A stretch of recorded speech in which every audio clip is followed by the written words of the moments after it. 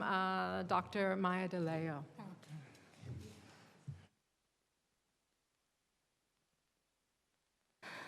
Hi. Well, I'm sorry. I apologize in advance for my English, for reading, and no presentation for me, so you have to follow. I'm really happy to be here and truly honored to have been invited to this important occasion dedicated to the intertwined dimensions of local and global, of majorities and minorities, of norms and resistance. The title of my short talk today is a reference to the title of my book, Queer, A Cultural History of the LGBT+ community.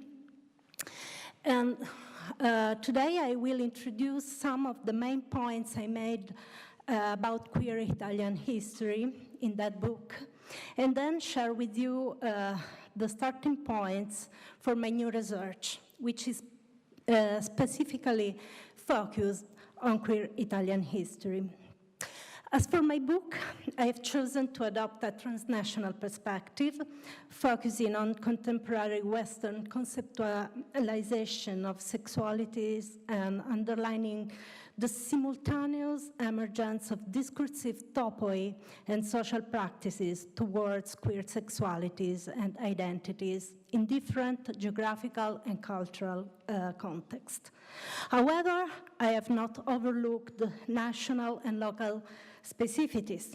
Italy, in particular, offers an interesting perspective on queer history in this respect, define consolidated narratives of modern and traditional, of peripheral and central.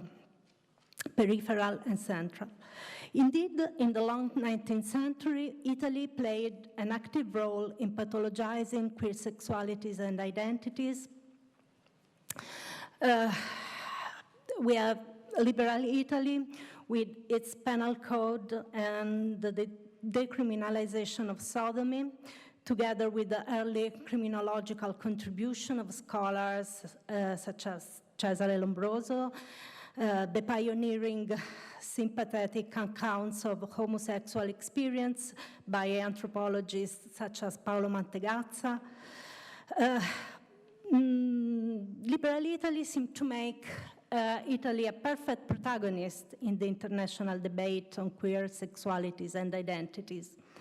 At the same time, foreign Western scholars and observers of the time portrayed illiberal Italy as primitive in terms of sexuality, and the Italian male population in particular was depicted as promiscuous and sexually available, transcending sexological categories and embodying the sensual eroticism of classical antiquity. Indeed, queer Italian subjectivities in modern history emerge from a complex field of power relations in which geography, race, gender, and sexuality are all intertwined. The historical legacy of liberal Italy and then the legacy of the fascist regime with its unique combination of violence and divisibility made the elusiveness of Italian queerness a characteristic trait that persists to this day. As the cultural theorist Derek Duncan has observed, homosexuality among Italians is not a transparent category. I think it's worth delving into this lack of transparency, into the opacity of Italian queer sexualities. The brilliant film studies scholar Nicolas de Villiers examines the hermeneutical value of queer opacity in his work, analyzing it as a strategic tool of resistance. He notes that queer opacity is a visual metaphor and tries to envision alternatives to commands to be visible, but also transparent to a gaze that seeks a clear, responsible identity.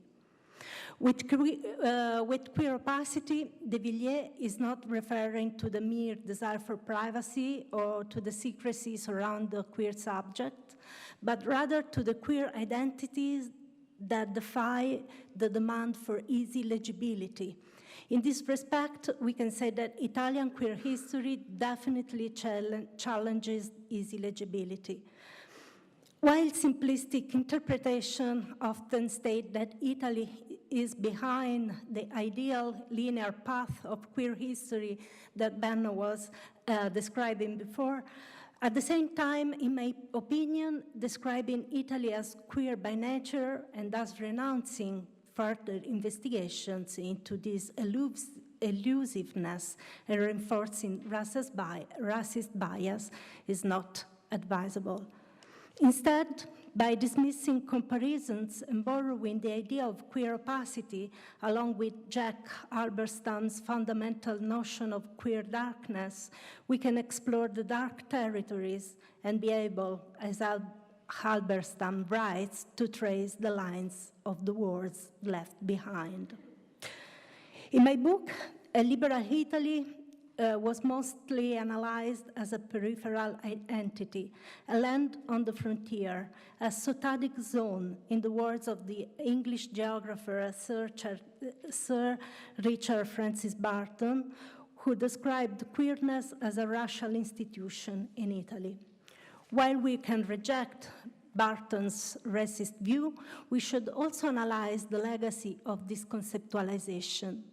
Indeed, liberal Italy turns out to be an erogenous zone of the modern Western geographical body. These are the words of the political philosopher Rada Ivekovic talking about Balkans, but we can borrow her words. For these reasons, many Italian speakers of the time were eager to emphasize the sexual savagery of the southern Italian population, drawing on the anti-southern racism that was widespread in Italian scientific and political culture. Nevertheless, I investigated how many cultivated Italian queer men resignified the northern gaze by referring to classical antiquity in order to fabricate a queer cultural genealogy. In doing so, they were able to resist the dominant Italian discourse that depicted homosexuality and queerness as an exotic evil, even if their strategy remained an elitist one. This is a very interesting example of the dispute over the true nature of the sexed body of the Italian nation. The peripherality of the Italian nation within the Western zone and the unfamiliarity of the Italian elites with many Italian territories made this a burning issue and added a growing anxiety about the masculinity of Italian men. But as I was saying before, Italian history defies the simplistic dichotomy of peripheral and central. In many ways, Italy is indeed central. As far as post-war Italy is concerned, as I pointed out in my book, Italy is at the center of the biopolitical claims of the Catholic Church. Contrary to popular belief, these claims are not simply due to the conservatism of the Catholic Church, but actually represent a modern strategy within the political battlefield for sovereignty against the modern governmentality of the nation state. From this perspective, it is interesting to consider the Italian nationalism, which, in the words of Alberto Mario Banti, highlights the naturalistic and deterministic elements on which the idea of nationality has been based since the Risorgimento. Many scholars have pointed out how these criteria are linked to the norms of gender and sexuality. In particular, recent studies have highlighted the central construction of womanhood, which is relegated to a white, bourgeois, heterosexual, and reproductive subjectivity, and the centrality of its use as a rhetorical device in determining the perception of Italianness.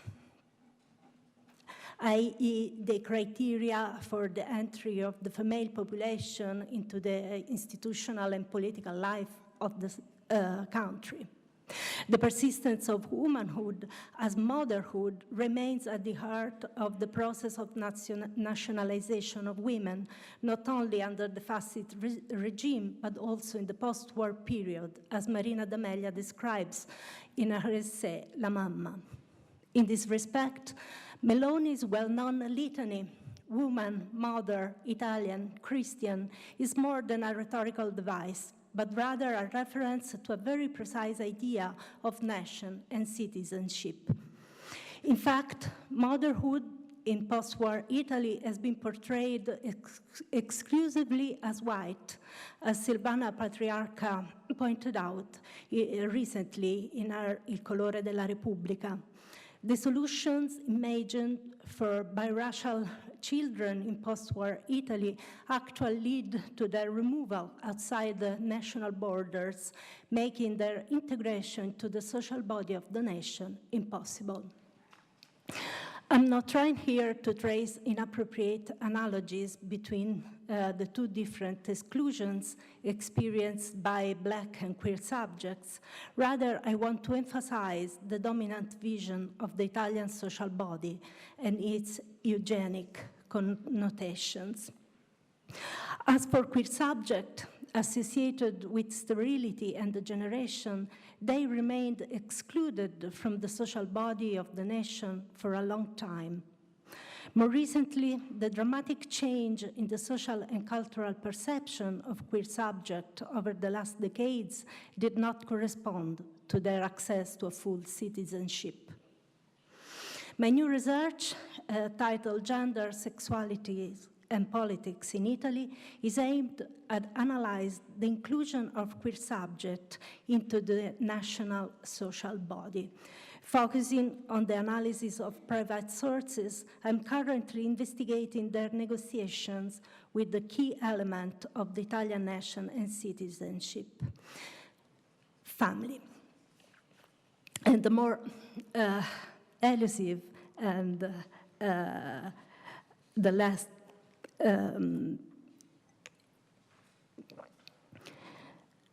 as sociologist Chiara Bertone has pointed out, families has indeed been the primary articulation space of LGBTQ+ issues as political issues in Italy over the last decades.